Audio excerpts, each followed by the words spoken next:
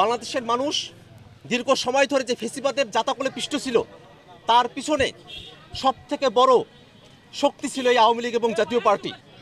বাংলাদেশে 2024 সালে যে গণহত্যা সংঘটিত হয়েছে, এই গণহত্যার প্রকাশ্য মদতদাতা সংগঠন আওয়ামী লীগ এবং তাদের দোষর হচ্ছে এই জাতীয় পার্টি।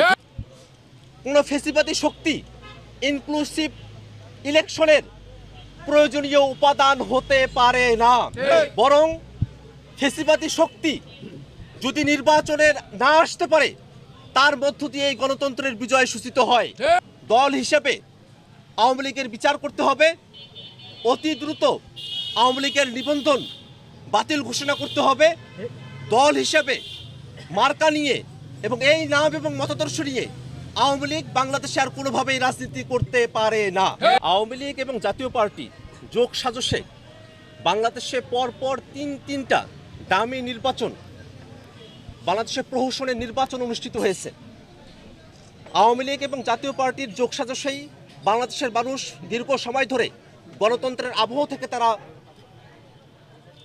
পরিপূর্ণভাবে বঞ্চিত ছিল।